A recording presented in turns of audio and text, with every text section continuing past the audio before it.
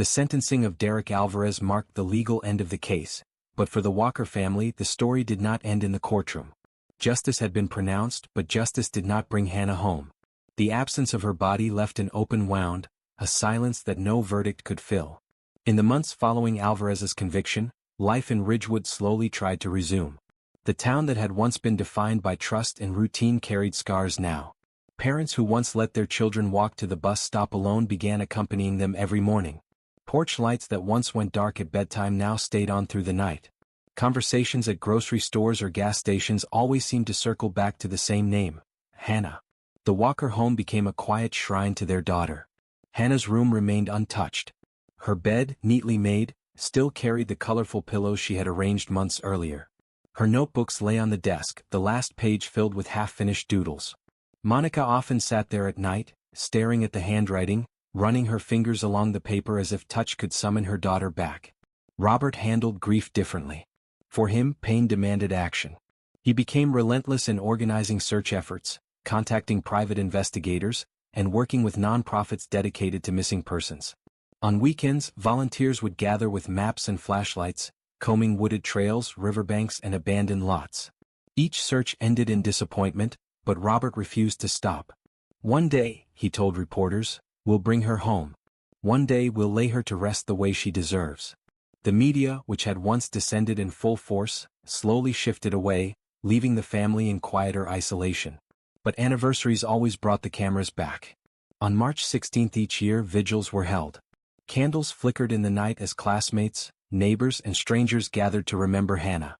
Her photo, framed in light, stood at the center of these gatherings, a reminder of a girl whose smile could light up a room, a girl who had been stolen too soon.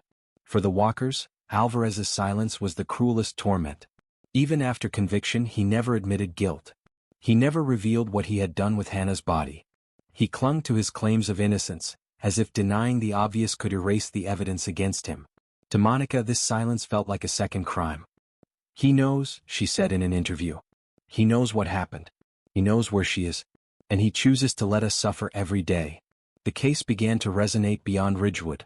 Advocacy groups pointed to Hannah's disappearance as a lesson in the importance of immediate response. Too often missing teens are dismissed as runaways.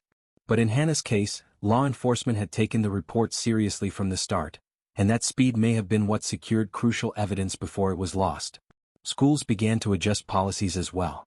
Ridgewood High implemented safety protocols for students who walked alone. Bus stops that were once unmarked gained signage and, in some cases, surveillance cameras. The unspoken rule of small towns, that nothing bad could happen here, was gone. Yet Hannah's legacy wasn't just about fear. It was also about resilience. Her family, despite their grief, became advocates for other families of missing children. Monica began speaking at events, sharing her story, urging communities not to wait until tragedy struck before taking action. Robert helped launch a local chapter of a national missing persons foundation, channeling his pain into purpose. And the community responded. Vigils turned into fundraisers, awareness campaigns spread across counties, and Hannah's face, once seen only on missing posters, became a symbol for a larger fight against silence and neglect in missing persons cases. For those closest to her, though, the lesson was more intimate. Friends spoke of Hannah's laughter, her kindness, her ability to make people feel seen. Teachers recalled her reliability, her steady presence.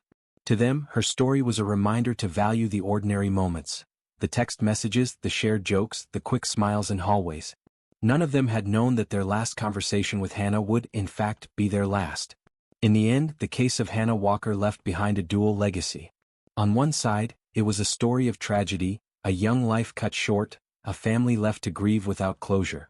On the other, it was a story of determination, a mother and father who refused to let silence win, a community that turned pain into vigilance, and a justice system that, despite imperfections, held a predator accountable. And yet, the haunting truth remained. Hannah's body had never been found. Each night, Monica prayed not only for her daughter's peace but for the strength to keep searching. Each morning, Robert rose with the same vow. Not today, not tomorrow, not ever would they stop looking. For the rest of Ridgewood, Hannah's disappearance became more than a local crime. It became a reminder that safety is fragile, that evil can wear an ordinary face, and that justice, even when served, does not always bring closure. The candles at her vigil still burn, their light fragile but unyielding, much like the love of a family that will never let go. And perhaps that is Hannah's true legacy, not just the tragedy of her vanishing, but the enduring lesson she left behind, that every life matters, every absence leaves an echo, and every silence demands to be broken. The investigation into Maya Tran's disappearance had only just begun, and already the detectives sensed that this case was going to be anything but straightforward. The uneasiness they felt standing on the porch of her suburban home, facing her husband's ex-wife who was inexplicably caring for Maya's daughter, wasn't the kind of detail that could be brushed aside. It was the kind of anomaly that usually signaled a far darker truth. The officers logged their initial findings into the report that evening. The notes were clinical, but between the lines was a clear message: unusual circumstances. Possible foul play. Detectives started by piecing together Maya's daily routine. Before her disappearance, she was known to split her time between caring for her daughter and helping out at her husband's warehouse business. She had a small circle of acquaintances in the neighborhood, mostly other young mothers and a few shop customers who had come to know her through the family store. When questioned, neighbors gave eerily similar answers. They recalled seeing Maya in early April, carrying groceries or walking with her little girl. One neighbor described her as polite, always offering a gentle wave but never stopping long to chat. No one had seen her since. Not one person recalled hearing yelling, screaming, or the sounds of domestic disturbance. The house had been as silent as ever. That silence was the problem. For investigators, it painted the picture of someone who hadn't gradually withdrawn from life or packed up and left on her own terms. It was as though she had simply been erased. Attention then shifted to her husband, Charles Donovan. While the initial patrol had only encountered Linda, the ex-wife, detectives soon turned their attention to Charles himself. Strangely, Charles was nowhere to be found during the first visit. For a husband whose wife had allegedly left home, he had shown no urgency to report her missing, no attempt to contact her relatives, and no willingness to cooperate with her aunt, Sophia, who had been desperately trying to reach him. It wasn't long before detectives discovered that Charles wasn't avoiding them out of coincidence. He had been subject to a court-issued restraining order after a previous incident of domestic violence. By law, he was not permitted to live in the same residence or have direct contact with Maya. This explained his absence from the house, but it also raised deeper questions. If Charles wasn't supposed to be in contact with Maya, how did he know she had gone away? And why was his ex-wife suddenly in the picture, watching their child on his behalf? The contradictions piled up like a house of cards threatening to collapse. While police tried to connect the dots, it was Sophia Tran who kept pressing them not to treat Maya's case as just another missing person. She shared the ominous Facebook post Maya had written, the one that now looked less like dramatics and more like a final message. Sophia told detectives about the uneasiness in their last phone call, the exhaustion in her niece's voice, and the fear she hadn't been able to put into words. The detectives listened closely. These weren't hysterical exaggerations from a relative, they were consistent indicators of a woman in danger. And now that Maya was gone, those words took on the weight of evidence. Detectives requested background checks and began assembling a profile of Charles Donovan. What emerged was not the portrait of a devoted husband. Charles was 60 years old, a former Army serviceman who now ran a discounted home goods business on the outskirts of town. To many acquaintances he appeared hardworking, even successful in his modest way. But those who had known him more intimately described a man with a short fuse, a tendency to dominate conversations, and a belief that his authority should never be questioned. When he met Maya through an online platform, the age gap was almost 30 years. Maya was barely 30, just finding her footing in a new country, while Charles was a man already hardened by decades of life experience. Friends of Maya later said she had admired his stability and financial security, believing she was stepping into a safe future. What she found instead was a relationship where she held none of the power. Charles's controlling nature was evident in every corner of their life together. He managed the money, the business, the legal paperwork for Maya's residency. She had no independent income, no close family nearby except her aunt, and no support system outside the marriage. It was the perfect environment for manipulation, and the perfect trap. By early May, detectives had broadened their scope beyond the home. They visited Charles's warehouse business, located along a busy road on the outskirts of San Mateo. The warehouse doubled as a storefront, stacked with discounted items. Furniture, electronics, household goods. On the surface, nothing appeared out of the ordinary. But one detail from their first walkthrough stood out. The warehouse was almost unnaturally clean. No signs of disarray, no clutter in the corners where dust usually gathered. For seasoned investigators, such tidiness was often more suspicious than a mess. A spotless room can be the mark of someone who has tried to scrub away evidence. They decided to seize several items for forensic testing, including cleaning supplies, rugs, and small objects that might retain trace evidence. At the same time, digital forensics teams requested data from cell phone providers to map Maya and Charles's movements in early April. Meanwhile, Maya's young daughter remained in the care of Linda, the ex-wife. The child was only 4 years old, too young to fully articulate what had happened. Detectives spoke with her gently, using trained child interviewers. The little girl offered only fragmented pieces. Mommy was tired, Daddy was angry, Mommy went away. The words weren't enough to stand as evidence, but they reinforced the fear that Maya had not left willingly. Even in the innocent language of a child, there was an undertone of loss, of absence too sudden to be explained. As April turned into May, the case grew heavier. What had started as a missing person report was taking on the shape of something far worse. The Facebook post, the sudden silence, the absence of any voluntary movement, together they pointed toward foul play. Detectives began to ask the most pressing question. If Maya didn't leave on her own, then where was she now? The trail of evidence was faint but undeniable. Maya had last been seen in early April. Her belongings were still in the house. Her car hadn't been moved. And yet her husband, under a restraining order, seemed oddly at ease, going about his business and leaving his daughter with someone else. The investigators could feel it. Something terrible had already happened. They just needed to find where the truth was hiding. The turning point came when detectives began reviewing purchase records tied to Charles Donovan's business. Hidden among routine invoices was one transaction that didn't fit. On April 4, 2021, Charles had purchased a brand new industrial freezer. For a store that specialized in household goods, one freezer wasn't an anomaly on its own. But the timing was impossible to ignore. The receipt was dated just 1 day after Maya was last seen alive. Detectives knew they had to take a closer look at that warehouse. On the morning of May 6, 2021, a gray sky hung over San Mateo as detectives gathered outside the Donovan warehouse with a freshly signed search warrant. They had gone over the plan again and again. This wasn't just another sweep for clues. This was a targeted search. They had a receipt, a date, and a purchase that pointed to one specific object: a freezer. The building itself looked ordinary, a squat concrete structure with peeling paint and faded signage advertising discounted household goods.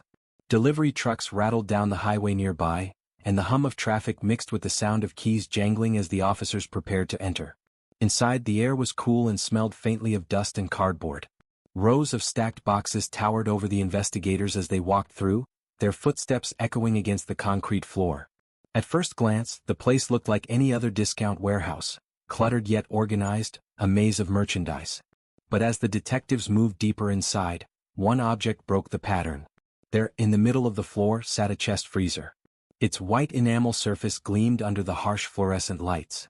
Unlike the boxes around it, layered with years of dust and scuffs, the freezer looked new, almost pristine.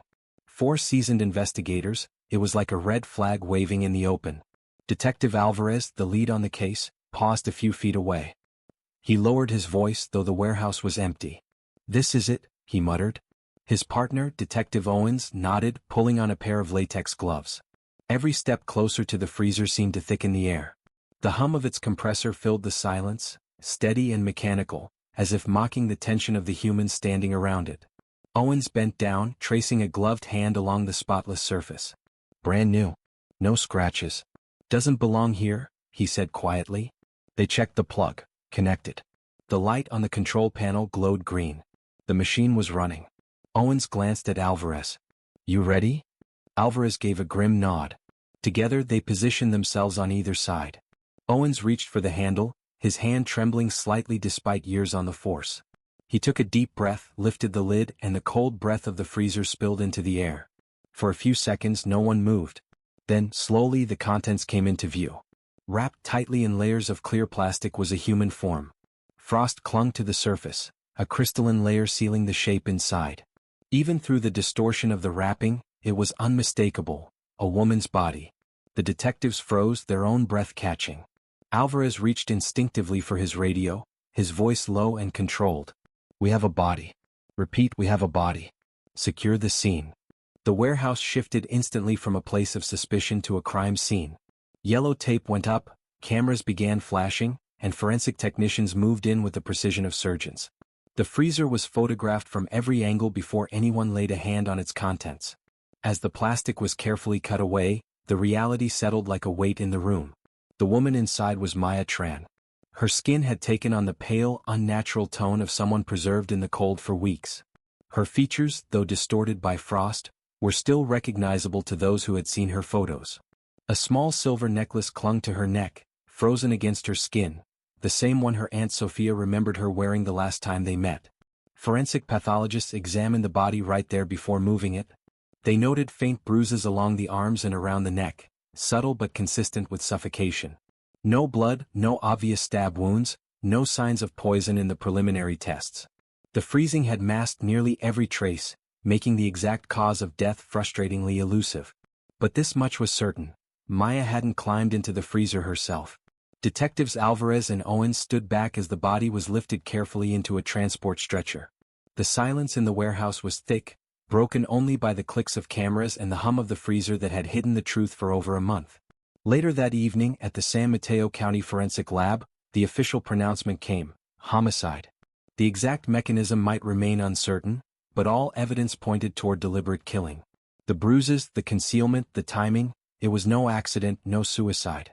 The next step was to connect the dots back to Charles Donovan. The receipt showed the freezer had been purchased on April 4th, just one day after Maya was last seen alive. Surveillance footage from the appliance store was pulled, and though grainy, the video was clear enough. Charles himself, alone, hauling the freezer onto a dolly and loading it into his truck. No hesitation, no help. Just purpose. For investigators, it was like striking gold. The purchase date aligned perfectly with the timeline of Maya's disappearance. The freezer itself had become both container and confession. Back at the station, detectives laid out the evidence on a whiteboard. Maya's Facebook post. The restraining order. The silence in April. The ex-wife suddenly caring for the child. And now the freezer with Maya's body inside. Each piece strengthened the case, closing the walls around Charles. When officers finally brought him in for questioning, he maintained a facade of calm. He denied knowing what had happened to his wife, claiming she had left him, claiming he had been trying to keep life stable for their daughter. But when confronted with the surveillance footage, his story faltered. His face tightened, his hands clenched, and for the first time, cracks appeared in his composure. Still, he refused to confess. Instead, he offered a story almost more insulting than silence. Maya had supposedly killed herself in the warehouse, and he, panicked by fear of violating the restraining order, had decided to hide her body in the freezer rather than call police. It was a lie so implausible, so cruel in its invention, that even his own lawyer looked uneasy as he said it. For detectives, there was no doubt left.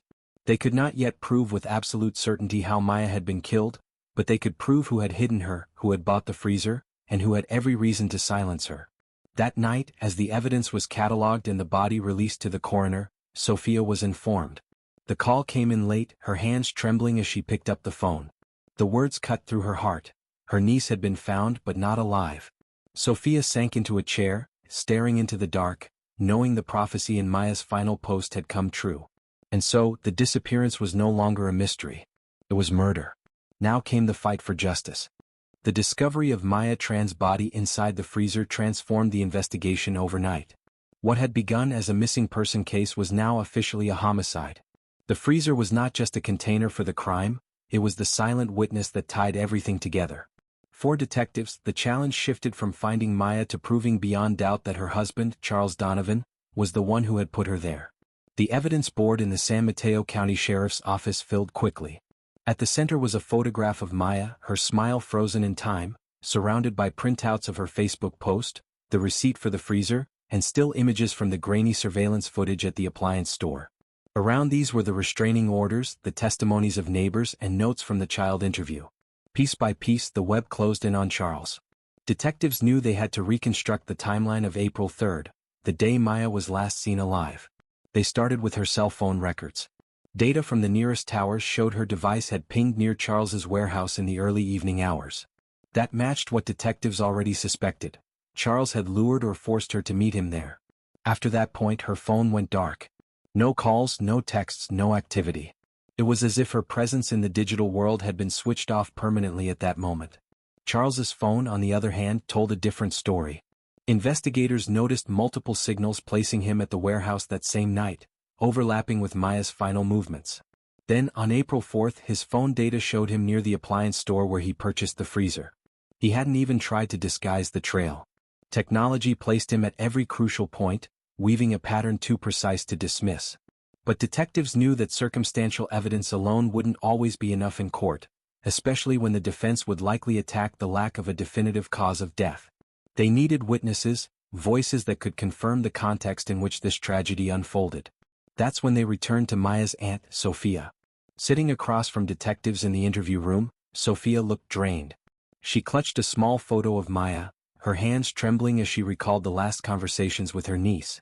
She repeated the detail about Maya's exhaustion, her hesitation to report Charles's threats, and the fear that something bad would happen if she pressed the divorce too hard. Most importantly, Sophia handed over a printed copy of Maya's Facebook post, the haunting warning that had been ignored. In Sophia's eyes, that post was her niece's will, her last attempt to hold someone accountable if she could not protect herself. Meanwhile, detectives turned to Linda, Charles's ex-wife. Linda insisted she had no knowledge of what Charles had done. She said he had called her unexpectedly in early April, asking her to take care of their daughter. He explained that Maya had left the house and he was busy with work. Linda admitted she found it strange but claimed she didn't question it at the time. To investigators, her testimony was useful not because it proved complicity but because it demonstrated Charles's attempts at deception. He had fabricated a story about Maya leaving, setting up a cover even before anyone realized she was missing. The child's fragmented words, too, carried weight. Though not admissible as hard evidence, they echoed the adults' testimonies. Daddy was angry, Mommy was tired, and then Mommy was gone. Even at 4 years old, the girl's perception reinforced the chain of suspicion. Detectives revisited the warehouse itself, this time with forensic teams combing every inch. They collected fibers, hair samples, and microscopic traces of cleaning chemicals. While the freezer was the central piece, investigators suspected Charles had attempted to erase the scene. Luminol tests were conducted on the concrete floor and walls, but no clear blood patterns emerged, another sign of a meticulous cleanup. Still, the absence of evidence was its own kind of evidence. A warehouse used daily for storage shouldn't have been this sterile. Financial records provided another layer. Charles had purchased duct tape, heavy-duty plastic wrap, and cleaning agents in bulk in the days following Maya's disappearance. Though none of these items alone proved guilt, combined with the freezer, they painted a picture of preparation and concealment. This wasn't a man panicking after discovering a tragedy. This was someone taking deliberate steps to hide what he had done. The district attorney's office reviewed the growing pile of evidence with cautious optimism. They knew the case had challenges. The cause of death could not be determined with certainty, and Charles was already crafting the narrative that Maya had taken her own life. Without a confession, everything depended on the strength of the circumstantial web. Still, the Facebook post lingered like a dagger. In her own words, Maya had written that her husband had threatened to kill her. In legal terms, it was damning. In human terms, it was heartbreaking. It was the voice of a woman who knew what was coming, and no one had saved her in time. Detectives Alvarez and Owens pressed Charles harder in interviews. They laid out the freezer receipt, the phone data, the surveillance footage. Charles listened, stone-faced, occasionally shaking his head but never offering a plausible explanation. When shown the surveillance still of him loading the freezer into his truck, he finally broke his silence. His story, however, was a desperate fabrication. He claimed Maya had died by her own hand in the warehouse, that he had discovered her lifeless body and, terrified of the consequences because of the restraining order, decided to hide her in the freezer rather than call police. The detectives exchanged looks. It was almost insulting in its implausibility. A man terrified of violating a restraining order would not go to the trouble of purchasing a freezer, wrapping a body, and sealing it in plastic. He would call 911. His words betrayed his guilt more than his silence ever could. While Charles refused to admit the truth, the case against him was solidifying. Prosecutors prepared to take it to a grand jury, armed with a timeline that showed motive, opportunity, and concealment. They argued that even without the smoking gun of a definitive autopsy result, the totality of the evidence pointed one way. Charles Donovan had murdered his wife. By July 2021, the indictment came down, first-degree murder. The news sent ripples through the community. For Sophia, it was a bittersweet moment. Justice was moving forward, but it could not bring Maya back. She attended the hearing quietly, clutching the same photo of her niece, whispering prayers under her breath as the charges were read aloud. The story, however, was far from over. Trials take time, and Charles had no intention of going down without a fight. He hired a seasoned defense attorney, one known for dismantling prosecution cases built on circumstantial evidence. And though the indictment was a victory, prosecutors knew the battle ahead would be grueling. They had evidence, yes. But Charles had money, connections, and every reason to twist the narrative in his favor. For now, though, the net was tightening. The man who thought he could hide his crime in a box of ice was behind bars, and the memory of Maya's final words, her desperate plea to check my husband, resonated like a truth too loud to ignore. By the summer of 2021, the case of Maya Tran's murder had moved out of the warehouse shadows and into the fluorescent light of the courtroom. The indictment for first-degree murder against Charles Donovan had been formally approved. The evidence had been laid out: the freezer, the receipt, the surveillance video, the cell phone data, and above all, Maya's haunting Facebook post. On paper, the prosecution had what looked like a damning case. But trials are not won on paper alone. Charles had money, and with money came the ability to mount a formidable defense. He hired Richard Jennings, a well-known criminal defense attorney with a reputation for attacking circumstantial evidence and persuading juries to doubt what seemed obvious.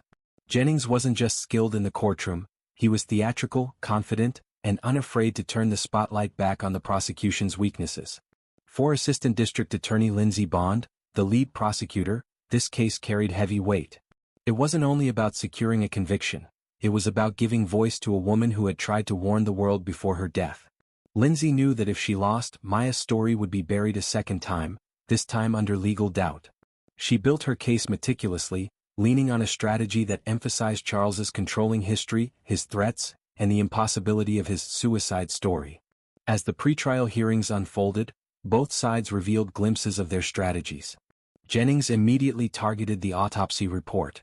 He emphasized the lack of a definitive cause of death, pointing out that freezing the body had erased the ability to determine how Maya had died. "Ladies and gentlemen," he said to reporters outside the courthouse, "the state cannot even tell us whether this woman was killed, or if she died by other means. Without that certainty, everything else is speculation." The prosecution countered with context. They presented Maya's Facebook post as a near testament, a message from a woman who knew her life was in danger. They pointed to the restraining orders, the history of violence, and the timeline of events. To them, the freezer was not speculation, it was premeditation. Behind the scenes, detectives Alvarez and Owens continued to work closely with the prosecution, filling in gaps and preparing witnesses. They knew Jennings would attack credibility at every turn, so they rehearsed with Sophia Tran, preparing her for the questions she might face. Sophia dreaded the idea of reliving the pain on the witness stand, but she steeled herself with the belief that her niece deserved nothing less. The months passed and the trial was scheduled for the summer of 2024. The delay was partly due to COVID-era court backlogs, partly because Jennings filed motion after motion to suppress evidence. He argued that the freezer search had procedural errors, that the Facebook post was hearsay, that the child's words could not be considered. Most motions were denied, but the constant legal maneuvering drained time and energy from the prosecution team. Finally, as June 2024 approached, the trial date was set. The community braced itself for what was expected to be a long, emotional proceeding. Local news outlets covered the case extensively, framing it as a battle between a silenced victim and the man accused of taking her life. But inside the prosecution's office, Lindsey and her team worried. They had a strong narrative, but Jennings only needed to sway a handful of jurors with doubt. The autopsy's inconclusive findings remained a glaring vulnerability. In America's legal system, reasonable doubt could be enough to let a killer walk free. On the defense side, Jennings sharpened his arguments. He told his client to remain stoic, to project the image of a man grieving a troubled wife. The story they intended to tell the jury was simple. Maya had been unstable, overwhelmed by cultural adjustment, marriage stress, and a looming divorce. Jennings would argue she had taken her own life in the warehouse that night, and Charles, panicked because of the restraining order, made the terrible mistake of hiding her body rather than calling police. It was wrong, Jennings planned to say, but it was not murder. The prosecution prepared to dismantle that theory. They would show the receipt, the video, the timeline. They would ask the jury to use common sense. What husband buys a freezer the day after his wife disappears? What innocent man wraps a body in layers of plastic, tapes it shut, and hides it for weeks? What father hands his daughter to his ex-wife under a false story if he has nothing to hide? Still, Lindsay knew trials were unpredictable. Juries are human. Doubt can grow like a weed in the smallest crack. As jury selection neared, both sides measured their odds. And then, just days before the trial was set to begin, an unexpected shift occurred. Jennings approached the prosecution with a proposal, a plea deal. 4 hours the two sides negotiated. Jennings made it clear, his client would not risk life in prison. If the prosecution was willing to reduce the charge, Charles would agree to plead guilty. It was a bitter compromise. For Lindsay, it meant giving up the chance to prove first-degree murder to a jury. For Sophia, it meant watching the man who had destroyed her niece's life potentially walk free far sooner than justice demanded. But the alternative was risking a trial where uncertainty over the autopsy might let him walk away entirely. By July 2024, the deal was sealed. Charles Donovan stood in court wearing an orange prison uniform. He spoke few words, his voice flat as he acknowledged his guilt in exchange for a 15-year sentence. The courtroom was silent except for the judge's gavel and the quiet sobs of a few in the gallery. For Sophia, the sentence landed like a betrayal. 15 years for the life of a young mother, a daughter, a niece who had done everything to cry for help. She clutched Maya's photo in her hands as the judge read the decision, her face streaked with tears. Outside, reporters swarmed, asking if the family was satisfied. She gave no comment. Her silence said enough. The courtroom battle had ended not with a dramatic verdict, but with a negotiated surrender. Charles would spend years behind bars but not a lifetime. Justice had been served on paper, but in the hearts of those who loved Maya, the scales still felt unbalanced. The courtroom on July 19, 2024, was hushed as Judge Marlowe read aloud the final sentence. The wooden benches creaked under the weight of reporters, family members and curious locals who had followed every headline. Charles Donovan sat at the defense table in his orange jumpsuit, his hands resting flat on the table, his eyes fixed forward. He did not flinch as the judge announced his fate, 15 years in state prison. No outburst came from him, no plea for forgiveness, no glance toward the people whose lives he had shattered. He simply nodded once, as if acknowledging a contract he had agreed to sign long before he walked into the courtroom that day. But in the gallery, emotions told a very different story. Sophia Tran, clutching the framed photo of her niece, felt her chest tighten. The number, 15 years, echoed in her ears, but it was hollow. 15 years for Maya's entire life, 15 years for a daughter left motherless, for a family thousands of miles away in Vietnam who would never see their loved one again. Her lips pressed tightly, holding back words that would never change the outcome. Tears welled in her eyes, slipping down her cheeks silently. Around her, supporters and friends shifted uncomfortably. Some shook their heads in disbelief, others whispered about the unfairness of it all. A young woman in the row behind Sophia muttered, "He'll be out before his granddaughter finishes high school." Another man, a neighbor of Maya's, clenched his fists, whispering, "This isn't justice. Not even close." The judge's gavel fell once, sealing the sentence. The sound reverberated like a final heartbeat in a room suffocating with grief. Outside the courthouse, the summer sun glared against the stone steps where cameras and microphones clustered like vultures.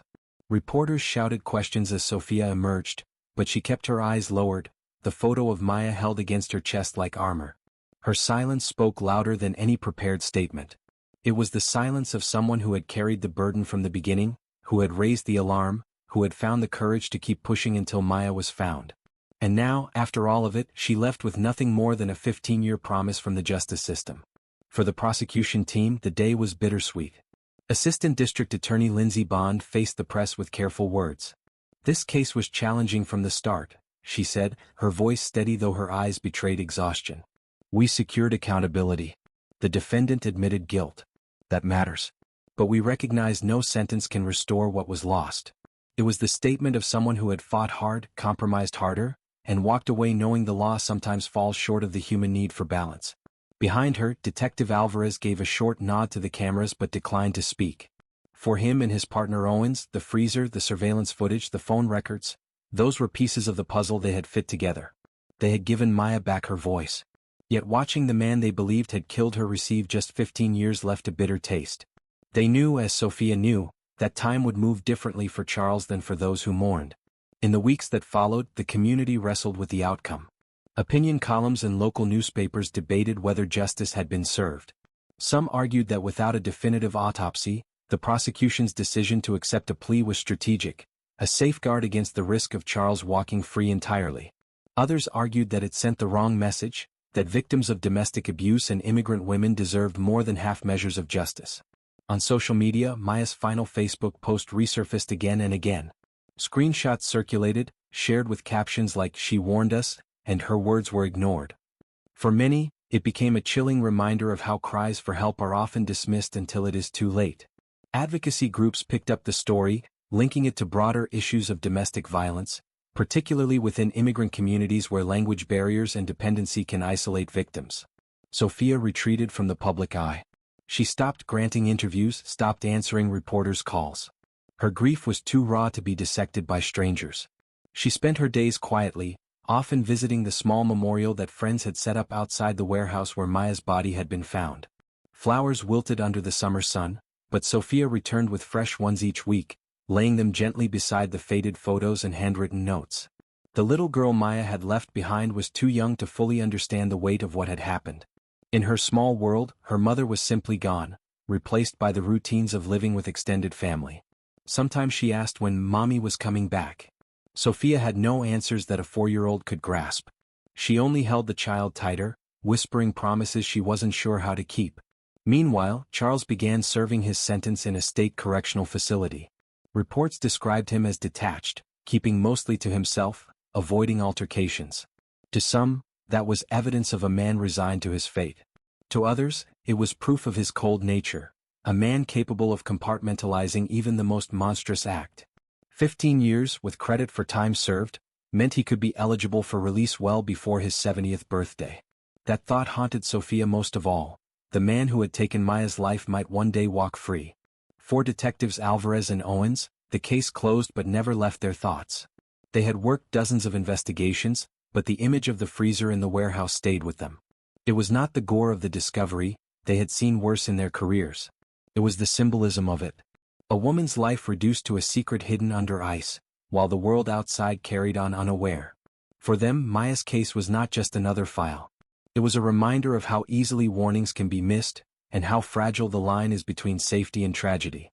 Years from now, the memory of the case may fade from headlines, but for those closest to Maya, it would never disappear. For Sophia, every knock at the door, every Sunday afternoon that passed in silence, would always carry the echo of the moment she realized her niece was gone. For the community, the story became a lesson written in cold steel and frost. When someone says they are in danger, listen. When they cry for help, act.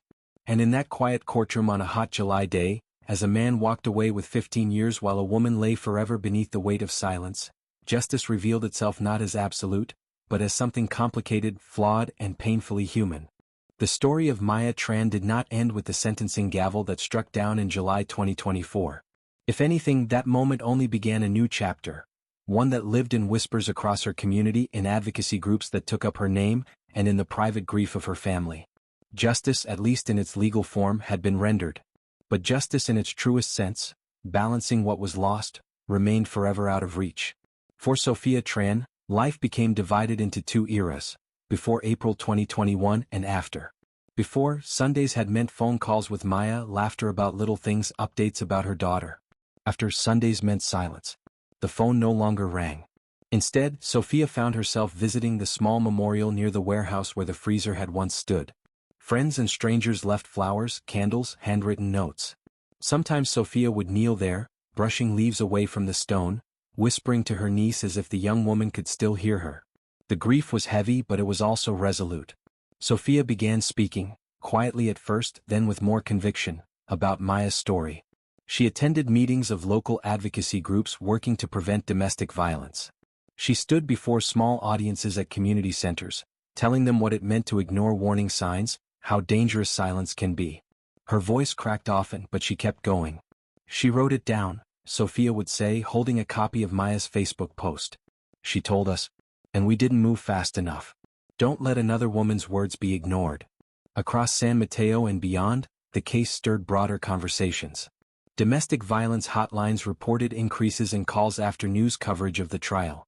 Workshops were organized in immigrant neighborhoods, encouraging women to speak up, to build networks of support, to recognize the difference between control and care.